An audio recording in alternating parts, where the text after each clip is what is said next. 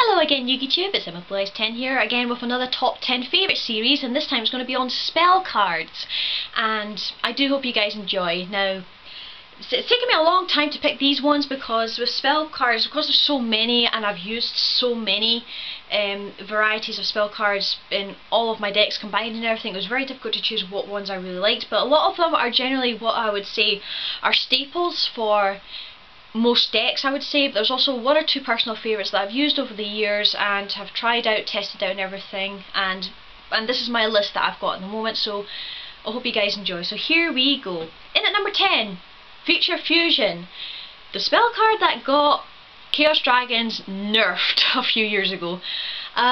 It was a brilliant card. It worked so well with my Blue Eyes deck when I was running the Totem Dragon variant, because when I targeted 5-headed dragon I could send 3 white stone and 2 Totem Dragon to the graveyard, get the 3 Blue Eyes white dragon into my hand and then fusion with Poly or whatever, and also have 2 Totem Dragon in the graveyard to boot to summon out a Blue Eyes or a Light and Darkness Dragon or whatever it was I ran in the deck.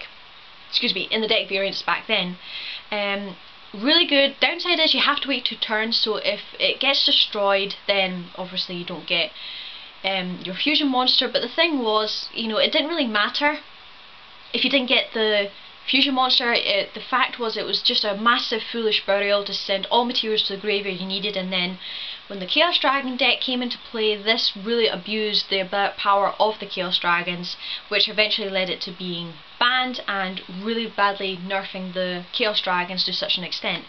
However, Chaos Dragons still have very good substitutes. They've still got, well, they did used to have Dragon Ravine, but that unfortunately has been banned now as well, but we still have Dragon's Shrine, which is still pretty good, and we still have a Foolish Burial and everything. But if this ever came back, then Chaos Dragons and my Blue Eyes deck, I think, would definitely, or Blue Eyes decks or any Dragon decks in general, would definitely get a huge boost from this. It was just such a useful card. However, the problem I had with it was sometimes I did become a bit too reliant on it, hoping to get all my stuff into the graveyard as quickly as possible, and that sometimes ended up being a bit of an undoing for me. But it's a fantastic card, brilliant card. I don't think it'll be coming back anytime soon, to be honest, but that's it in at number 10, Future Fusion. Number 9 is Ancient Rules. Now, this is a personal favourite of mine. I've ran this in quite a lot of my Blue Eyes decks and everything. It special summons 1 level 5 or higher normal monster from the hand. Oh, good grief, I'm dropping my cards again! This is what happens when you combine cards that don't have sleeves with cards that sleeves. They just slip out your hand. Dear me, I really should learn my lesson from that. I wouldn't be surprised if I do this in my trap video as well. Anyway, Ancient Rules is a personal favourite of mine. The monster on there apparently is Watili Dragon, and I used to think it was a variant of a Blue Eyes or something, but it's not. This was one of the first cards in my deck I ever used to summon out the Blue Eyes and everything before I got onto Kaibaman and Totem Dragon and finally Maiden and everything. It's still a brilliant card. I think it's still underestimated. You know, it's a good backup in case, you know, Maiden ever gets hit by a ban list, or, you know, if I just want to play this and, you know, spook the opponent, like summon out a monster, they bottomless it, trench hole, warning, whatever, you know, because they know that monster's going to problem. Then I play this and summon out a Blue Eyes and they're like, oh, I should have kept my card back for that. So yeah, personal favourite of mine in at number 9 is Ancient Rules, just a really great underrated card. In at number 8 is Photon Sanctuary. This card, again, I've mainly used with Blue Eyes, also with Light and Darkness Dragon and everything. It's used in a lot of Photon decks I've seen recently. Special summon 2 Photon tokens in defense position. They cannot attack or be used as synchro material. You cannot summon any other monsters this turn except for light monsters. So it's like combo with a Blue Eyes or Galaxy Photon Dragon, Light and Darkness Dragon, no problem. Easy summon, sorted. Helped out in a lot of variants of my Totem Dragon build, you know, when I wanted to get out Blue Eyes but I didn't have a Totem Dragon in the graveyard, or get out a Light and Darkness Dragon, again if I didn't have totems or tributes out on the field and everything. It could just be used as defense, you know, summon out 2 tokens to survive a couple of attacks and everything. You know, really cool card, really good, really useful, great for light monsters. I definitely recommend it for anybody who's running high attack beats decks that need a little help to get out on the field. So in at number 8, Photon Sanctuary. In at number 7 is Forbidden Lance. a really great card for protecting monsters in general, especially since now we don't have Heavy Storm, and back row has made a very vicious comeback. You know, a lot of people are running the D Presence, Torrential, Mirror Force, Fiendish Chains, Bottomless, etc, etc. And this card pretty much protects your monsters no problem from all card effects. However, the downside is the target monster does lose 800 attacks, so you have to be wary. And I'm dropping my cards again.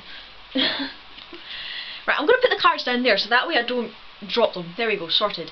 The target monster does lose 800 attacks, so that means obviously, you know, you have to be careful about where you apply this, because like, for example, if I run with a Blue Eyes into a monster that's got 24 attack and they play D Present and I want to play this, it means my Blue Eyes is going to be destroyed anyway because it's got 22 attack and everything. So it can be a bit of a tough decision sometimes, you know. Do I want to play the Forbidden Lance? Do I let my monster get targeted by the spell trap card? Do I just let them get destroyed? So you have to know when to play it and how to play it and everything. So it's still a very good card. It's a standard staple for a lot of decks nowadays. So it's very, very good. So that's in. In at number 7. Is that number 7? 10, 9, 8, 7. Yeah, it is. Sorry, I got confused there. In at number 7, Forbidden Lance. In at number 6 is Mystical Space Typhoon. Now, such a versatile little card, I don't think this really needs much explanation. Destroys one spell or trap card that's on the field. Used to be limited. I don't know why. I mean, yes, it was powerful. It was powerful, but it wasn't that powerful. I don't think it should ever have been hit by the ban list, if you want me to be honest. But I was really happy when it started to go up back to unlimited and everything. It's just, you know, great for the fact we don't have Heavy Storm anymore. And there's also lots of alternatives like Night Beam and everything. But Mystical Space Typhoon, definitely a good standard staple for all cards. It's just so versatile and getting rid of back row, which I've said before has made a vicious comeback. So in at number 6, Mystical Space Typhoon. In at number 5 we have Potentiality. Now, I used to consider this to be a standard staple for a lot of decks, and I still do to some extent. However, with my new style of Blue Eyes Dragons, of course, I am some other decks and everything. They rely very, very heavily on special summon. Heretics, Rainbow Era, the Blue Eyes Dragons in general, they all rely very, very heavily on special summon. So I wouldn't recommend this for any deck that relies heavily on special summoning, because, you know, being able to pick a card out of 3 from the deck and add it to your hand, but not being able to special summon for the rest of the turn is really a bit of a downside, because you don't want to be hindered from doing a move that could potentially save your life and everything, in the chance that you could potentially get a card that could turn around the situation. But still a very, very good card. You know, very useful for, I would say, maybe to some extent some slower decks and everything, or slower versions of Blue Eyes if I wasn't running the variant I'm running now. But still a very, very good card. I really like it. You know, I thought it was amazing. But you know, you have to know when, like Forbidden Lance, you have to know when to play it and when it's safe to play and everything. But in at number 5 is Pot of Duality.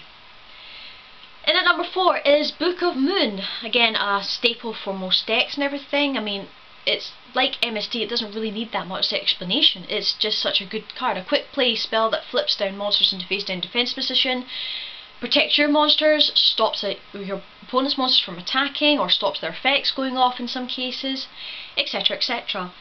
Such a good card. I've ran this card ever since I got it, oh god, a few years ago now. How long ago? I think it was at Mad for Miniatures I actually got this and started to actually play it. It's still limited. I think, you know, I would like to see this come back to 2 at least, to give a bit more variety on protecting yourself. But then again, it is a really powerful little card, you know, being able to stop an opponent's monster and allowing you to run it over the next turn or do something, or get effects going off and all that to some extent, you know. Just a good little card. So in at number 4 is Book of Moon.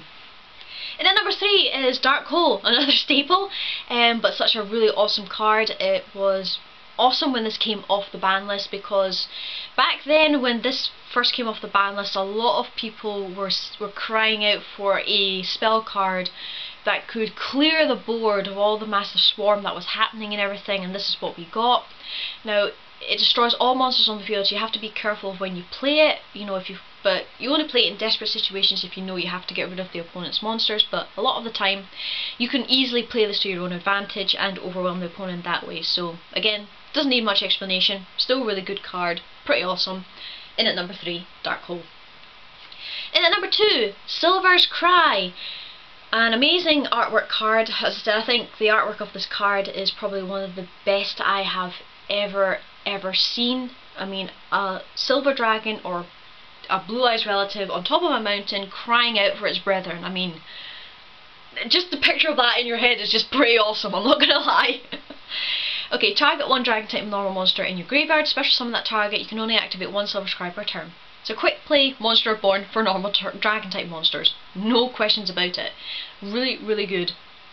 It is a bit OP in some cases because you can set it and play it during the opponent's turn, play it during your turn, chain it to Azure Eye Silver effect as an example, or chain it to other effects and everything. You know, I'm glad it's limited to once per turn because that would just make it too OP, but I just love it because it's just a monster born for blue eyes. I mean, come on. And the artwork as well, I mean, the artwork is absolutely amazing. You know, I'm sorry I keep flipping it around and looking at it, I just cannot get over how amazing that artwork is. It really is beautiful. It's absolutely stunning, I'm not gonna lie. So in at number 2 is Silver's Cry. Number 1, my absolute favourite spell card of all time is Monster Reborn. Now, I've got to say something. Monster Reborn is probably the only card in the TCG and the OCG where I like both artworks. Now, in the OCG artwork, it is the Egyptian Ankh, or the looped cross, which was the symbol of life in ancient Egypt. And the dubbed version, I don't really know what it's supposed to represent, to be honest, unless you guys want to tell me in the comments below, but I think it's beautiful. It's amazing. It's like a jeweled pendant or something, you know. It gives you the sense that something powerful is about to happen. It's the same with the Egyptian Ankh. The Egyptians believed it to be such a powerful symbol of life and everything that they used it in their everyday charms and everyday writings, etc, and everything. But it's a versatile little card, you know, being able to special summon a monster from either player's graveyard. However, because of that, it was a bit too powerful. It doesn't have any costs, it doesn't have any restrictions or anything like that. You know, it's just such an amazing card. Very beautiful, so versatile, no cost at all. This is definitely my number 1 favourite spell card of all time because, you know, on occasion being able to steal the opponent's monster, that was a pain in the neck. Pretty awesome, but being able to get back your own monsters was an absolute bonus, especially if you knew you had a powerful monster that could easily overwhelm the opponent and turn the situation around. Like a Blue Eyes White Dragon, for example, which of course you guys know I always use. But anyway, that's at number 1 is Monster Reborn. Anyway guys, that's it for this top 10 video, my top 10 favourite spell cards for this current time. I hope you enjoyed, and we'll see you guys in the next video, so take care now. Bye!